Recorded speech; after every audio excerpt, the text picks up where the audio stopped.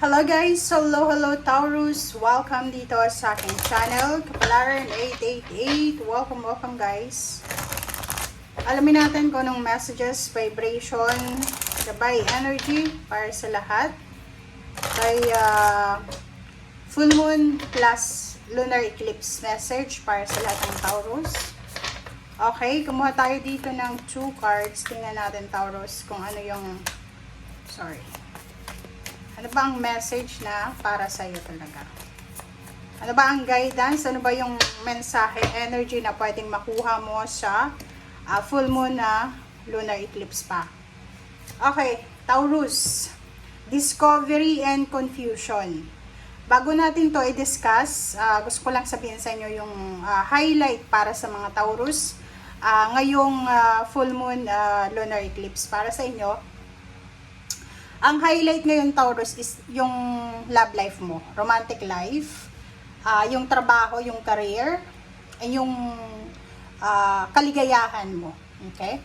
So, if may mga issues kayo, like emotional issues, hindi kayo magkaunawaan ng iyong karelasyon, or pwedeng parents, siblings, or friends, or kung sino man siya na related sa'yo na ang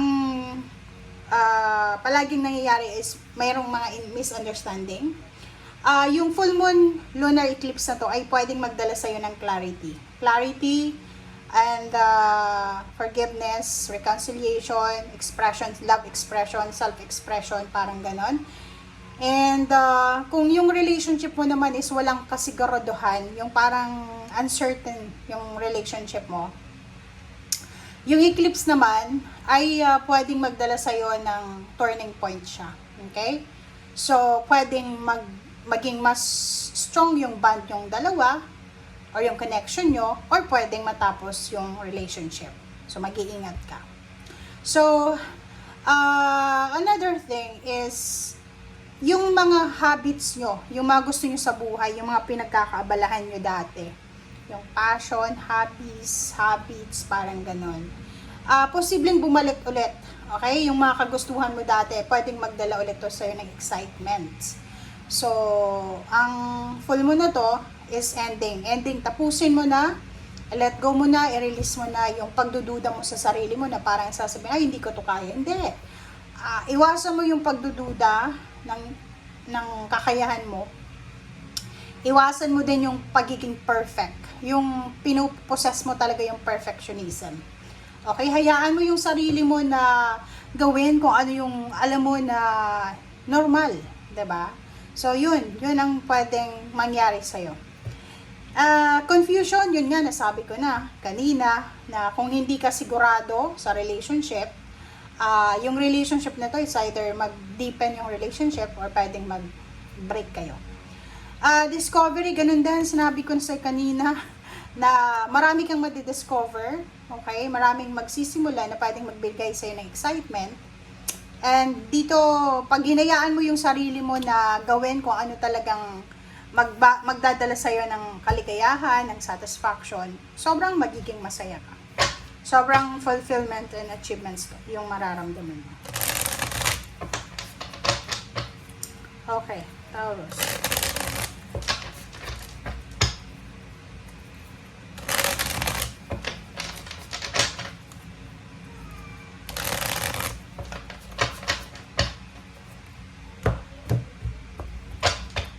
Okay, first card natin is Death card. So, yung Death card is all about transformation. So, halimbawa, matagal ka nang naghihintay na matapos yung business. Like, halimbawa, may mga business proposal or pwedeng mga ideas, yung kung paano ito makumpleto, parang ganon. Simula ngayong full moon na to, yung lunar eclipse na to, posibleng magkaroon ng clarity talaga. Sa clarity, sa kung ano man na hindi klaro sa'yo, makikita mo yung liwanag. Okay? Makakapag-desisyon ka kasi lalabas yung kung ano yung talagang gusto mo. Three of Pentacles is either pwede nating sabihin reconciliation yan, business partnership, attachment. Pwedeng may iba sa inyo na may sisimulan kayo na venture. Okay? And katabi niya, 3 of Pentacles and 0 the Fool. So, medyo risky siya. So, pwedeng yung iba sa inyo dyan, pwedeng mag-apply ng trabaho sa isang company na famous sa, alam mo yun, mataas yung standard.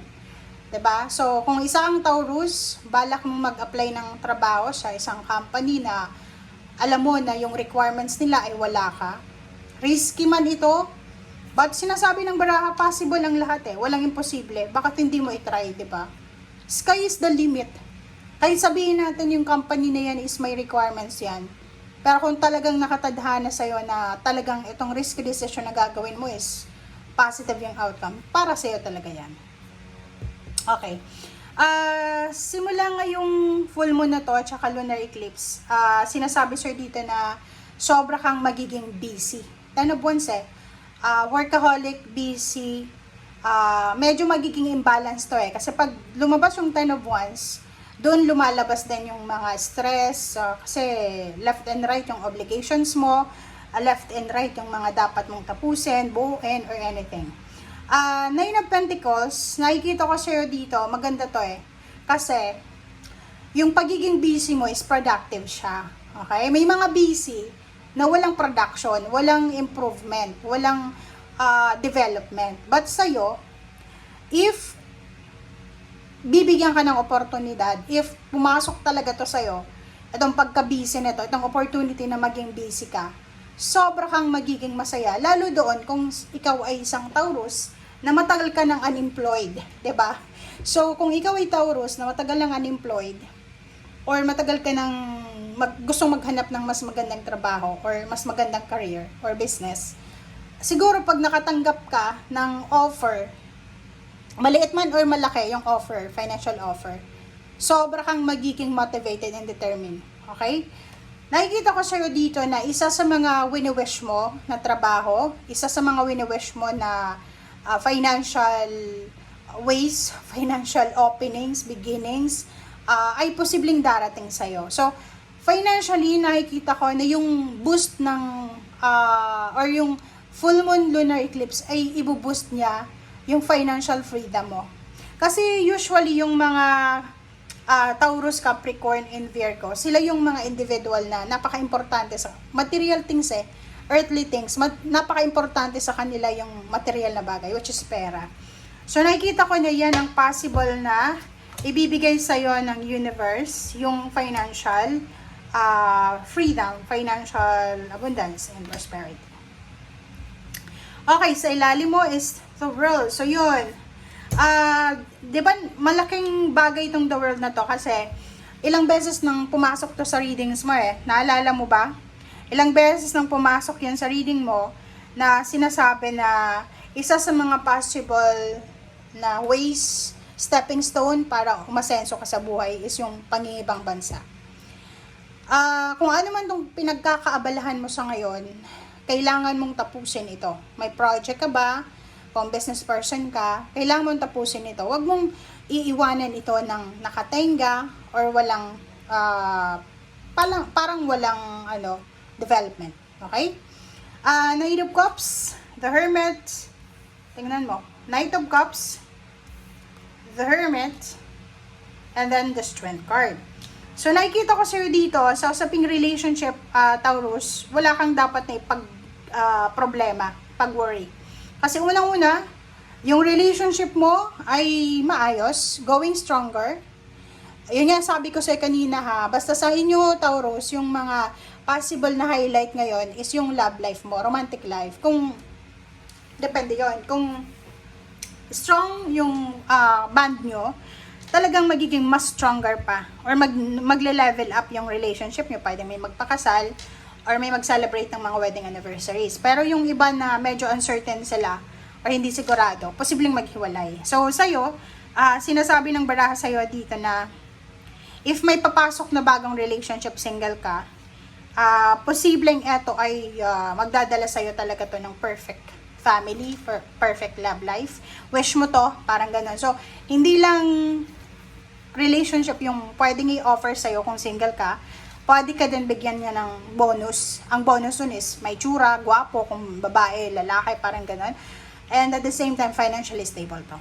Okay? So, thank you guys for watching and see you again. Bye!